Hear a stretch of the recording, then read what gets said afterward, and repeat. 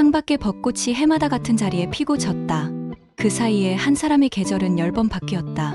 30이던 여자는 40이 되었고 집의 장판은 2번 교체되었으며 부엌 창틀의 실리콘은 햇빛을 받아 누렇게 물들었다.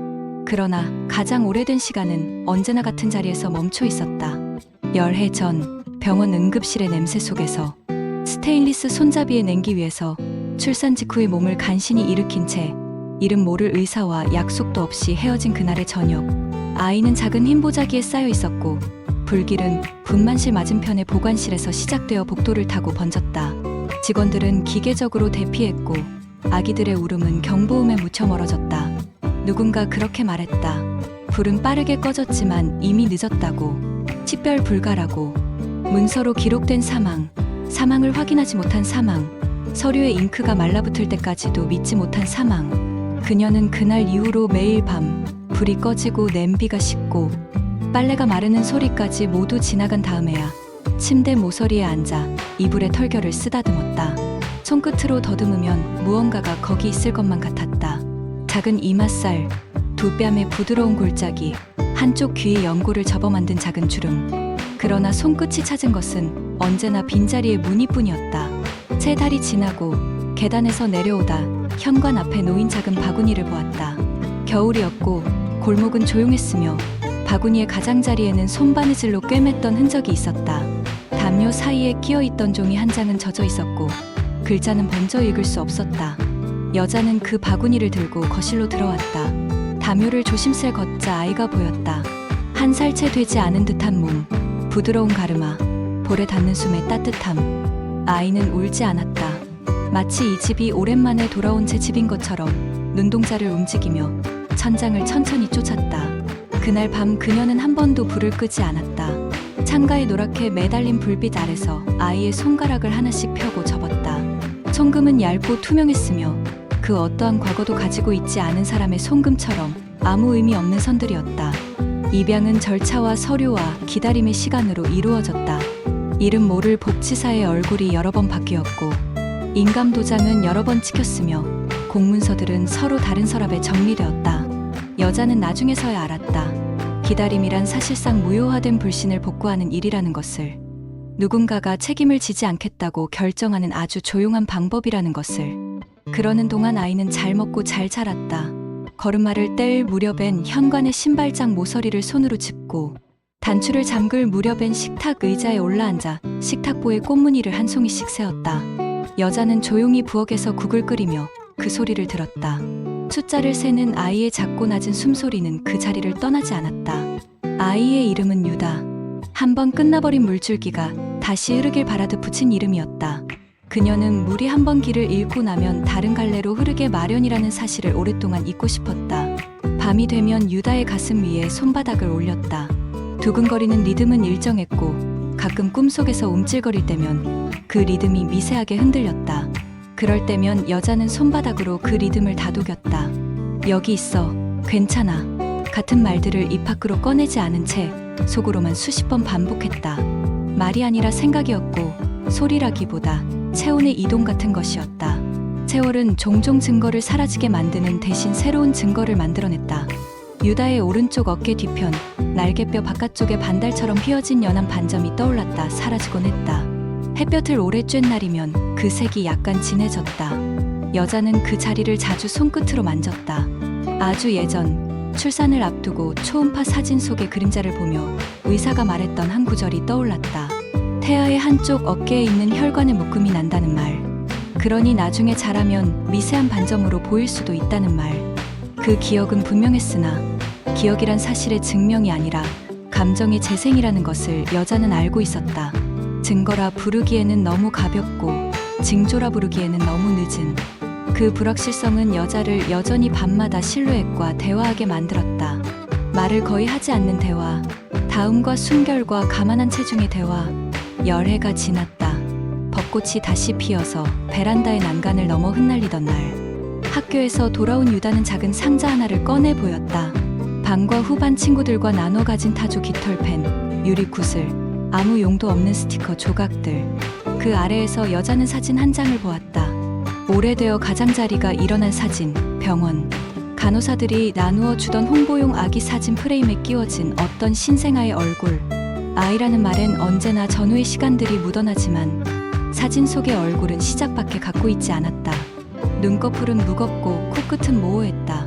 종이에 인쇄된 그 미세한 무늬를 바라보는 동안 여자는 자신이 이미 한번 본 무늬를 다시 보고 있는 기시감을 느꼈다. 사진 뒷면에는 병원의 로고가 찍혀 있었고 날짜란에는 정확한 일이 아니라 봄이라고만 적혀 있었다. 봄. 그 말이 여자의 귓속에서 오래 울렸다. 그날 밤 여자는 벽장 깊은 곳에서 낡은 상자를 꺼냈다.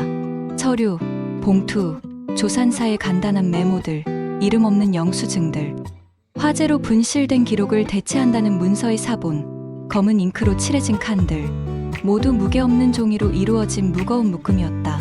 상자 바닥에서 사진 한 장이 나왔다. 모서리가 닳아 이미지의 경계가 흐려진 신생아의 옆얼굴이었다. 두 장의 사진은 서로 닮아 있었다. 닮았다고 말할 수밖에 없을 정도로 닮아 있었다. 그러나 닮음은 증명이 될 수 없었다. 닮음은 어느 쪽에나 붙는 수거였고 기억은 어느 쪽으로든 기울 수 있었다. 여자는 두 사진을 겹쳐 올려 창가의 빛에 비추었다. 프레임과 인쇄의 오차가 만들어낸 흐릿한 겹침 위로 봄의 먼지가 떠다녔다. 며칠 뒤 여자는 보건소에서 유전자 상담을 받았다. 대기실의 의자는 고무 냄새가 났고 벽에는 기증과 입양과 출생신고에 대한 안내문이 가지런히 붙어 있었다. 상담사는 일정한 목소리로 절차를 설명했다. 확률, 표준 편차, 일치율, 모계와 부계, 미토콘드리아. 말들은 정확했고 정확함은 오히려 여자를 목없는 물병처럼 비계했다. 그녀는 고개를 끄덕이며 듣다가 왜 이제야? 라는 두 글자가 귓불에 박힌 유리 조각처럼 아렸다. 왜 이제야? 답을 알고 싶어 하면서도 답이 어디에 닿게 될지 두려워하는 마음은 핏줄처럼 얽혀 있었다. 여자는 결국 체열실로 들어갔다. 장갑의 파우더가 공기에 섞여 코끝에 얇게 붙었다. 붉은색이 시험관을 조금씩 채우는 동안 그녀는 손등을 보지 않기 위해 천장 각재 사이에 박힌 나사들의 배열을 세었다. 나사는 동그랗게 반짝였고 그 반짝임은 여름날의 파리처럼 작은 원을 그리며 떠다녔다. 결과가 나오기까지의 시간은 길지 않았다. 그러나 길지 않다는 말은 늘 기다리는 사람에게는 아무 의미가 없다. 하루는 달력 칸에 모서리를 흘리고 넘어갔고 다음 하루는 냉장고에 붙인 메모지의 접착면에서 떨어졌다. 부엌에 앉아있는 동안 날씨는 비에서 맑음으로 바뀌었고 베란다의 상추는 두 잎을 더 늘렸다. 문자가 왔고 다시 통화가 왔다. 여자는 정해진 날 정해진 시간에 다시 그곳으로 갔다. 상담사는 처음보다 조금 느린 속도로 문장을 읽었다. 일치율 99.9999 모계 확정적. 상담사의 입술이 움직일 때마다 여자는 입술의 윤곽이 아니라 그 뒤에 있는 치아의 흰색을 보았다. 사라졌다고 생각했던 체온이 곳곳에서 돌아왔다. 목 뒤, 쇄골 아래, 손가락 마디, 무릎 안쪽. 돌아온 체온은 바로 자신의 것이었다. 그리고 지금까지도 언제나 곁에 있던 아이의 것이었다. 여자가 집에 돌아왔을 때 유다는 거실 바닥에 엎드려 그림을 그리고 있었다. 집의 평면도 같은 그림이었다. 방, 부엌, 베란다, 현관, 화장실. 그녀는 현관에서 신발을 벗고 바닥의 패턴을 천천히 따라 걸었다. 아이는 고개를 들지 않았다. 색연필에 심히 종이를 긁는 소리가 일정한 속도로 이어졌다. 여자는 소파 앞에 앉아 아이가 그리는 집을 보았다. 집 가운데에 작은 동그라미가 있었다. 아이는 그 동그라미 위에 노란색을 덧칠했다. 햇빛의 자리였다. 그곳은 집에서 가장 따뜻한 자리였고 겨울에 강아지가 앉아있던 자리였고 때로 옷을 개다가 멍하니 시간을 보내던 자리였다. 여자는 문득 그 자리가 병원 복도의 형광등 아래서도 존재했을지 상상했다. 불길이 지나가고 사람들이 떠나간 뒤에도 낮의 잔광처럼 한참 남아있었을 그 따뜻함의 자리를. 밤이 되면 여자는 서랍에서 오래된 보자기를 꺼냈다. 흰 보자기, 테두리에 진한 실로 감침질한 흔적. 분만실에 있었다는 여인의 보자기와 닮았다. 닮았다는 말은 또다시 아무것도 증명하지 않았다. 그러나 흰 천을 쥔 손끝으로 그녀는 자신의 맥을 잡았다. 살아있다는 사실만큼 확실한 것은 없고 살아있다는 사실만큼 의심스러운 것도 없었다. 그녀는 보자기를 무릎 위에 펼쳐놓고 천의 부슬부슬한 촉감을 느꼈다. 일그러진 오래 방향이 손끝에 와닿았다. 천의 방향은 바람의 방향과 닮아 있었다. 내 귀퉁이를 모으면 한 몸의 형태가 되었고 펼치면 다시 세 개의 평면으로 돌아갔다. 유다의 어깨 반점은 어느 날 문득 사라졌다가 또 어느 날 문득 나타났다. 사라질 때마다 여자는 마음속으로 반점을 셌다. 사라진 것의 수, 나타난 것의 수, 사라짐과 나타남 사이의 날수. 계산은 늘 어긋났고 어긋남은 다시 기억에 구멍을 만들었다. 그러니 여자는 셈을 멈추고 손을 뻗었다. 아이의 어깨 위를 천천히 쓰다듬었다. 아이는 자고 있었고 숨은 얕았다. 밤 공기는 조용했고 창밖의 벚꽃은 한 잎씩 더 떨어졌다. 여자는 생각했다. 진실은 언제나 발표되지 않은 소식처럼 늦게 도착한다는 것을. 그리고 늦게 도착하는 소식은 종종 이미 생활이 되어 버린 어떤 것들 사이에 조용히 끼어든다는 것을. 결국 누구도 그것을 큰 소리로 말하지 않고 다만 다음 날의 설거지나 빨래나 출근길의 버스 시간 같은 것으로 흡수된다는 것을. 그러나 어떤 것들은 바뀌어야 했다. 그녀는 서랍의 문서를 다시 정리했다. 입양 서류의 번호와 병원 문서의 번호들, 사라진 기록을 대체하는 판결문, 일치율이 찍힌 분석 보고서, 숫자와 글자는 한 장씩 가름끈에 끼워져 바인더에 들어갔다. 그녀는 표지를 만들었다. 유다. 그리고 그 아래에 작은 글씨로 또 하나의 이름을 적었다. 열해 전 단 한 번 문서에 올랐다가 불과 연기로 사라졌던 그 이름. 두 이름은 같은 줄에 놓였다. 어느 하나가 다른 하나를 대체하지 않았다. 서로를 지우지 않으면서 서로를 지지하는 가능한 배열. 그녀는 표지를 덮고 바인더를 서랍 가장 안쪽에 밀어 넣었다. 문서란 결국 지난날의 증거이자 내일의 방패였다. 그리고 방패는 보이지 않을 때 가장 잘 기능했다. 동네 보건소의 복도에는 여름의 냄새가 조금씩 차올랐다. 진료기록 복사 창구 옆에는 유실물 상자가 있었고 그 안에는 손톱깎이와 헤어핀과 어린이용 손목시계가 뒤섞여 있었다. 여자는 잠시 그 위를 들여다보았다.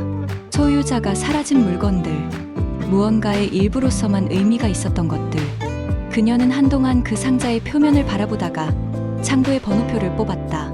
순서가 오기 전까지 사소한 것들의 목록을 떠올렸다.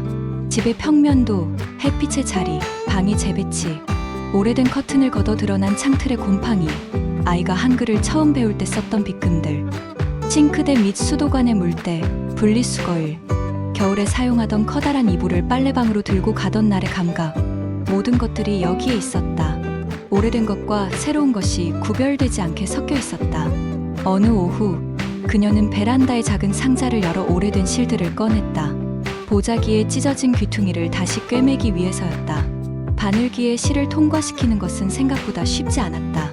2번, 3번 실패한 뒤 실이 바늘을 통과했을 때 그녀는 알 수 없는 안도감을 느꼈다. 천의 올과 올 사이로 바늘이 들어가고 나오는 리듬이 손끝에 남았다. 궤적은 이음새를 만들었고 이음새는 다시 보이지 않게 사라졌다. 완성된 부분은 처음부터 그랬던 것처럼 자연스러웠다. 서툰 바느질이 오히려 그 자연스러움을 지켜주었다. 완벽하지 않아서 믿을 수 있는 것들이 있었다. 여자는 보자기를 접어 서랍에 넣지 않고 햇볕이 들어오는 자리 위에 펼쳐두었다. 빛은 천의 내부를 조금씩 뜨겁게 데웠다. 데워진 천은 냄새가 없었다. 다만 무게가 있었다. 손을 얹으면 체온과 햇빛이 섞인 무게가 전해졌다. 가끔은 과거의 분실물이 현재의 작은 습관으로 돌아왔다. 여자는 장을 보러 나갈 때 현관에서 한 번 더 뒤돌아보는 습관이 생겼다. 가스 밸브가 잠겼는지, 창문이 닫혔는지, 분무기가 베란다에 그대로 서 있는지. 그 뒤돌아봄의 순간마다 열해 전의 복도가 짧게 지나갔다. 그러나 지나가는 것은 지나가도록 두었다. 붙잡지 않았다. 붙잡을 수 있는 것은 언제나 다른 것이었다. 예를 들어 아이의 도시락 덮개에 맺힌 작은 물방울, 교복 셔츠의 주름, 숙제 공책의 마지막 줄에 남은 빈칸. 붙잡을 수 있는 것들을 붙잡으면 어느새 붙잡을 수 없던 것들이 모서리를 드러냈다. 모서리를 손가락으로 따라가면 그 선은 집의 평면도처럼 다시 돌았다. 돌고 돌다가 결국 같은 곳으로 돌아왔다. 햇볕이 닿는 자리. 그녀는 그 자리에 앉아 커피를 마셨다. 커피의 쓴맛은 해마다 조금씩 달랐지만 컵의 가장자리는 언제나 같은 공률을 가지고 있었다. 유다는 여전히 잘 자랐다. 성장곡선의 숫자와 몸의 실제는 정확히 일치하지 않았고 그 틈이야말로 아이의 얼굴을 아이답게 만들었다. 턱선은 계절마다 다르게 보였고 눈매는 놀랄 때마다 다른 모양으로 접혔다. 어느 날 아이는 학교에서 제작해온 가족 신문을 가져왔다. 신문은 회색 도화지 위에 풀로 붙인 사진들과 삐뚤빼뚤한 글씨로 이루어져 있었다. 제목은 집의 역사. 아이는 마루에 나뭇결을 찍은 사진 옆에 이렇게 썼다. 나뭇결은 집이 숨쉬는 방향을 알려준다. 그 문장을 읽는 순간 여자는 자신이 오래전부터 어떤 방향으로 숨을 쉬고 있었는지 알 것만 같았다. 숨은 항상 집 안으로 들어왔다가 집 밖으로 나갔다. 중간에 잠시 머물렀다가 다시 돌아왔다. 누구도 그 숨을 가르지 않았고 그 숨의 경계선을 긋지 않았다. 숨의 경계는 언제나 늦게 알게 된다. 마치 진실의 도착처럼. 그녀는 종종 생각했다. 만약 그날의 불이 조금 더 빨리 꺼졌다면, 만약 누군가 신생아의 이름표를 다른 방식으로 만들어 두었다면, 만약 입양 서류의 첫 장에 찍힌 도장이 다른 잉크색이었다면, 그런 만약에 계단을 올라가다 보면 결국 눈앞에는 똑같은 문이 나타났다. 문은 집의 현관문처럼 평범했고 모서리가 약간 달아 있었다. 손잡이는 손의 모양대로 매끈해졌고 도어락의 숫자는 햇빛에 약간 색이 바랬다. 그 문을 여는 손은 언제나 같았다. 그녀의 손. 그 손은 10번의 겨울 동안 장을 보고 빨래를 말리고 창틀에 물기를 닦았다. 어떤 불길이 닿아도 닳지 않는 습관들이 손등에 붙어 있었다. 만약이 아니라 실제. 불완전하지만 반복 가능한 구조. 그 구조가 아이를 키웠고 아이가 그 구조를 재발명했다. 도화지 위에 집의 평면도는 해마다 조금씩 바뀌었다. 벽이 한 칸 옮겨지고 햇볕의 자리가 넓어지고 문이 하나 더 생겼다. 늘 새로웠고 늘 같았다. 어느 저녁 그녀는 결심했다. 병원에 편지를 쓰기로. 누구에게 도착할지 모를 주소로 보내는 편지. 과거의 서류를 정정해달라고 요청하는 편지. 불의 잔재 속에서 분실된 이름을 되찾기 위한 편지. 서랍에서 낡은 편지지를 꺼내 첫 문장을 적었다. 열해 전 봄. 귀 병원에서. 글씨는 처음엔 흔들렸고 곧 또박또박해졌다. 편지의 중간쯤 그녀는 이렇게 썼다. 제 아이의 이름은 2개입니다. 두 이름은 서로를 지우지 않고 서로를 비춥니다. 그러니 당신들이 정정할 것은 하나의 이름을 다른 이름으로 바꾸는 일이 아닙니다. 다만 둘이 같은 몸에 남아있음을 인정해달라는 것입니다. 편지의 마지막에 그녀는 날짜를 썼다. 그리고 한 번 접고 또 한 번 접었다. 봉투에 넣어 풀칠을 하는 동안 접착제의 화학 냄새가 뿌옇게 올라왔다. 여자는 그 냄새를 오랫동안 맡았다. 과거와 현재가 섞일 때 나는 냄새는 늘 비슷했다. 인쇄 잉크, 플라스틱, 빛바랜 종이의 섬유, 그리고 아주 약한 손의 땀. 봉투를 부엌 탁자에 올려두고 다음날 우체국에 가기로 했다. 밤이 깊었다. 거실 불을 끄려다 그녀는 다시 켰다. 벽에 걸린 시계는 분침이 정확히 숫자 위에 올라앉을 때마다 아주 작은 소리를 냈다. 아이의 방문은 반쯤 열려 있었고 틈 사이로 호흡의 균일한 선이 흘러나왔다. 그녀는 그 선을 따라가듯 방 안으로 들어갔다. 창문에 붙은 별 모양 스티커들이 희미하게 빛났다. 아이의 이마에 핀 머리카락을 정리하고 이불의 모서리를 고르게 폈다. 손바닥을 아이의 가슴 위에 올리자 열해 전과 같은 리듬이 다시 손끝으로 돌아왔다. 변하지 않은 것은 거의 없지만 변하지 않은 이 리듬 하나면 충분했다. 어느 날 불이 피었다 꺼지고 어느 날 이름이 잃었다 다시 돌아와도 이 리듬은 지워지지 않았다. 그녀는 기척 없이 방을 나와 불을 껐다. 어둠 속에서도 집은 제자리에서 숨을 쉬었다. 여자는 현관에서 한 번 더 뒤돌아보고 도어락의 조그만 불빛을 확인했다. 숫자들이 잠에 들기 전에 짧은 반짝임을 남겼다. 모든 것은 제자리를 찾는 중이었다. 아니, 어쩌면 이미 찾은 것인지도 몰랐다. 이름이 2개인 한 사람, 과거가 2겹인 한 집, 가볍게 겹쳐진 2장의 사진, 그리고 하나의 햇볕. 그것이면 충분했다. 아침은 늘 비슷한 소리들로 시작되었다. 전기포트에 끓는 소리, 밥솥의 짧은 알림음, 복도에서 들려오는 발소리, 그리고 아이가 이불 속에서 몸을 굴리는 천의 마찰음. 그녀는 베란다의 커튼을 조금 열어 빛을 들였다. 빛은 어제와 비슷했고 어제와 다른 곳을 비췄다. 식탁 위에 봉투 옆에 보자기를 펼쳐놓고 그녀는 잠깐 손을 얹었다. 천의 온도는 식었지만 손의 온도는 따뜻했다. 두 온도가 만나는 가장자리에서 세계는 부드럽게 겹쳤다. 누군가가 물으면 그녀는 대답할 것이다. 이야기는 이렇게 끝나지 않는다고. 이야기는 생활의 형태로 계속된다고. 끝과 시작의 경계는 언제나 늦게 알게 된다고. 그러니 이 집의 이야기는 그저 오늘 아침의 식탁 위에서, 아이의 신발끈에서, 우체국 창구의 투명한 칸막이에서, 햇볕이 머무는 자리에서 조용히 계속된다고. 그리고 그 계속됨 속에서 잃었던 것이 돌아오는 법을, 돌아온 것을 다시 잃지 않는 법을, 잃고도 사라지지 않는 법을 배운다고. 편지는 그날 오후 발송되었다. 우체국 직원은 봉투의 오른쪽 위에 스탬프를 꾹 눌렀다. 잉크는 선명했고 날짜는 분명했다. 그녀는 창구를 돌아서며 생각했다. 어떤 것들은 증명되어야 하고 어떤 것들은 증명되지 않은 채 살아남는다고. 아이의 어깨에 반점이 다시 옅어지고 있었다.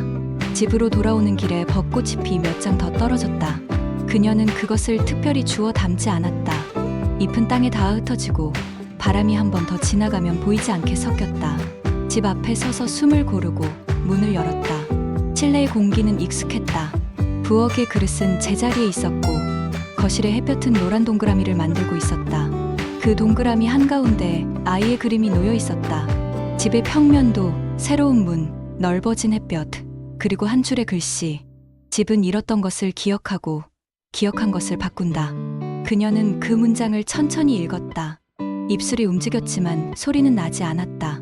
소리가 없어도 문장은 여전히 거기 있었다. 그리고 거기 있다는 사실만으로 충분했다. 구독과 좋아요는 영상 제작에 힘이 됩니다. 감사합니다.